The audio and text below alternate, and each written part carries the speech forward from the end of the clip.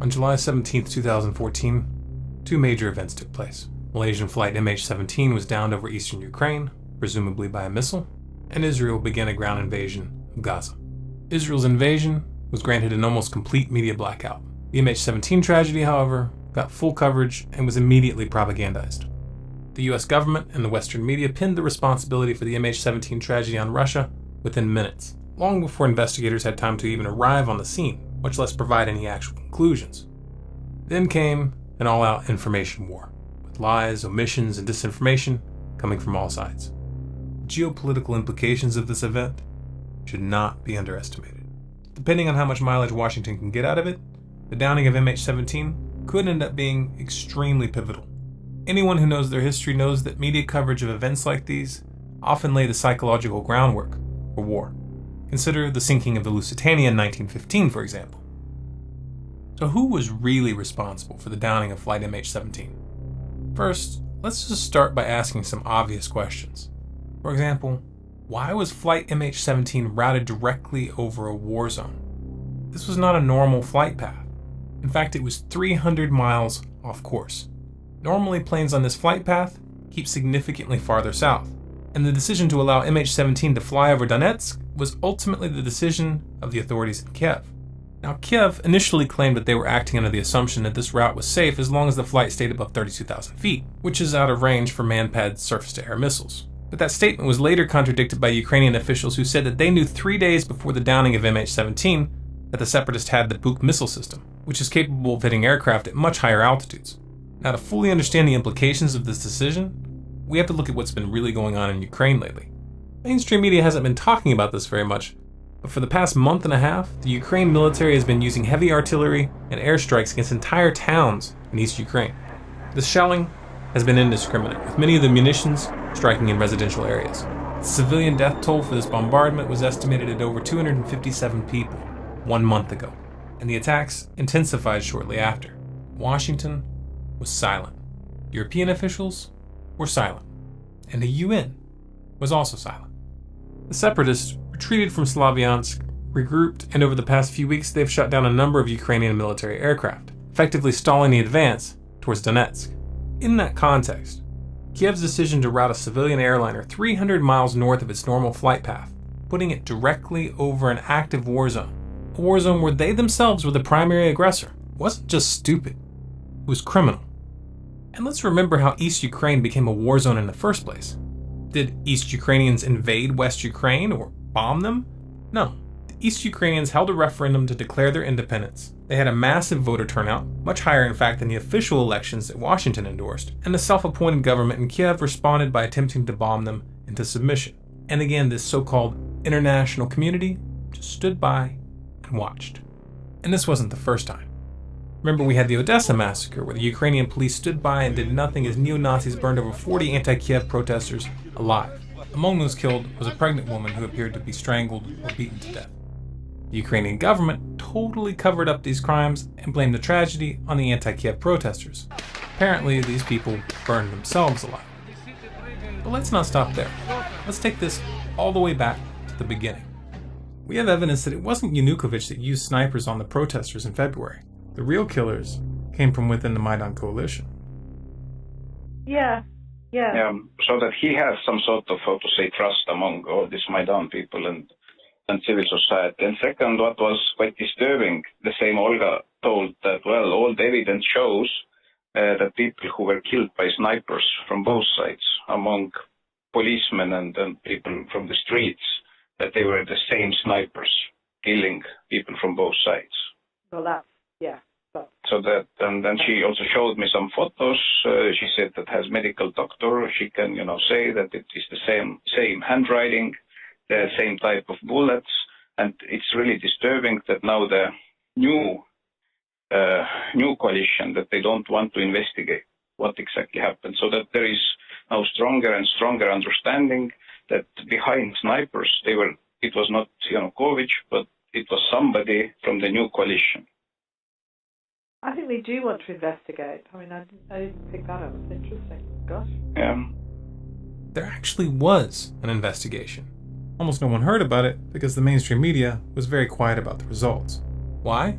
Because the Ukrainian MP that led the investigation, Gennady Moskal, a man with a long history of criticizing the Berkut police, announced that he found no evidence that the Berkut police were responsible. Why is this background information important? Because it demonstrates just how far Washington's puppets in Kiev are willing to go for the sake of power. And that allows us to start asking some harder questions. Questions such as, was this just a case of gross incompetence on Kiev's part? Or was it something else? It's pretty obvious who benefits from this tragedy. And we know Kiev has a history of killing civilians and blaming it on others. But would they really take it this far? For a lot of people, these kinds of questions are simply off limits. They just aren't prepared to let their mind go down that path, especially considering the fact that the US government is in bed with these guys. So let's tread carefully and just ask a few more questions that these so-called journalists in the mainstream media are neglecting to ask. For example, why hasn't the US government released its satellite pictures of the area right after the event? Right after Russia challenged the US government to produce the satellite imagery to back up their accusations, this is what Washington released to CNN. This isn't high-resolution satellite imagery taken right after the crash. This isn't even a recent map. In fact, the map itself has a date written right on it, 2010. This is just an outdated screenshot from Google Maps with an amateurish drawing layered on top. And keep in mind that 5 whole days after the crash, and this is all that the US government has produced so far. Why don't they want to show us the real images? Eastern Ukraine has been watched like a hawk for months now. We've seen the US government hyping their satellite images every time there's a change of Russian troop concentrations anywhere near the border. You're telling me that now, when it really counts, the world's most sophisticated spy machine can't provide us with satellite pictures of a massive missile battery as it was positioned right after the downing of an aircraft? You're telling me they can't provide snapshots of the area following the missile battery as it was moved to its current location? You're telling me that they don't know where this missile battery is, right now? Or that they actually do have these images, but they're just refraining from spreading this juicy tidbit all over the mainstream media like they usually do as soon as they have something that helps their case? That stretches credulity. Interestingly, investigative journalist Robert Perry, who's best known for his work exposing the Iran-Contra scandal in the 1980s, writing for Newsweek and the Associated Press, has published an article stating that one of his trusted sources has informed him that, quote, US intelligence agencies do have detailed satellite images of the likely missile battery that launched the fateful missile, but the battery appears to have been under the control of Ukrainian government troops dressed in what look like Ukrainian uniforms. Does this mean that we should just take Robert Perry and his source at their word? No, of course not. But by the same token, why is the Western media taking the US government's word at face value without demanding evidence? Washington is a den of pathological liars. Their word is less than worthless. It certainly doesn't count as proof. But what about the audio evidence that the Ukrainian government uploaded in the form of a YouTube video which supposedly proves that the rebels admitted to shooting down the plane in a phone conversation? Is that recording genuine? Or did someone just splice it together? Oh right, we know it's real because the Ukrainian government told us it was real. Let's put this into context. Remember, this is the same Ukrainian government that arrested 2 Russian journalists in May after those journalists released footage of UN helicopters being used by the Ukrainian military in the assault against the East. The Ukrainian government claimed that these journalists were transporting rocket launchers, and they even videotaped the men bound and gagged next to a set of rocket launchers. The US government went along with the story, but then, after there was a major uproar and Human Rights Watch came out to condemn their arrest, the journalists were suddenly released without any comment or explanation. Why is this relevant? Because the current government in Kiev has a history of fabricating and manipulating evidence when it's politically expedient. The veracity of the audio should be determined by an independent investigation by multiple audio experts in multiple countries. Now, if the implications of what I'm presenting here sound crazy to you, you might want to look up Operation Northwoods. Operation Northwoods was a series of proposals written by the Department of Defense back in the 60s, which directly advocated committing acts of terrorism within the United States and specifically proposed shooting down a civilian airliner in order to blame it on Cuba, and this would be used to justify a war.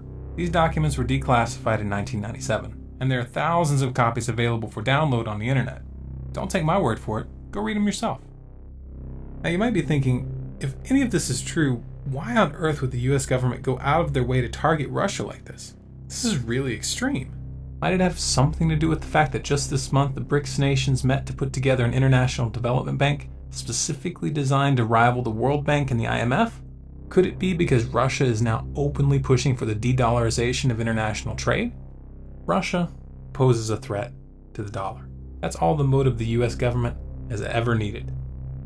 But But what if we get incontrovertible proof that the rebels mistook flight MH17 for a military aircraft and shot it down? What should happen then? Well, ask yourself this. What would be done if this mistake had been made by the US military and the airliner had been, say, Iranian? Oh wait, that actually happened. In fact, it happened exactly 18 years before the MH17 tragedy, on the very same day. On July 17, 1996, TWA Flight 800 was downed over Long Island. The US government claimed that the explosion was a result of an internal malfunction, but numerous eyewitnesses reported that they saw a missile being fired up from the ground. And even the New York Times referred to the evidence of a cover-up as, quote, formidable. The US government never admitted they were responsible. But that's a really bad example, isn't it? Here's a better example. What if Ukraine has shot down a Russian airliner? Oh wait, that actually did happen in October of 2001. The Ukrainian government initially lied about it, but they finally came clean.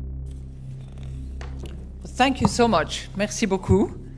As you can tell, I do as I'm told, and I thought I had to stand up at the time when my immediate predecessor would sit down, and clearly I failed. Good afternoon, and thank you very much for having me with you. I would like to thank the National Press Club, and especially President Angela Grilling-Keane, for not only inviting me to this prestigious venue, but essentially presenting the outline of what I want to talk to you about now. So it's as if we had prepared that together, which we have not. Now let me first of all, of course, begin by wishing you all a Happy New Year. I guess it's still time to do that, given that we are just exactly halfway through between our Western New Year and the Lunar New Year, which will loom in a few weeks' time. I think it's also appropriate to wish ourselves a Happy New Year, given what I would like to talk to you about, which has to do with the global economy and what we should expect for 2014. Now I'm going to test you numerology skills by asking you to think about the magic 7. Okay? Most of you will know that 7 is quite a number in all sorts of themes, religions, and I'm sure that you can compress numbers as well. So, if we think about 2014, all right, I'm just giving you 2014, you drop the 0, 14, 2 times 7. Okay, that's just by way of example, and we're going to carry on. So 2014 will be a milestone and hopefully a magic year in many respects. It will mark the 100th anniversary of the First World War back in 1914. It will mark the 70th anniversary, drop the 0, 7, of the Bretton Woods Conference that actually gave birth to the IMF. And it will be the 25th anniversary of the fall of the Berlin Wall. 25th. Okay. It will also mark the 7th anniversary of the financial market jitters that quickly turned into the greatest global economic calamity since the Great Depression. The crisis still lingers. Yet, optimism is in the air. We've left the deep freeze behind us, and the horizon looks just a bit brighter. So my hope and my wish for 2014 is that after those 7 miserable years, weak and fragile, we have 7 strong years. Now, I don't know whether the G7 will have anything to do with it, or whether it will be the G20. I certainly hope that the IMF will have something to do with it.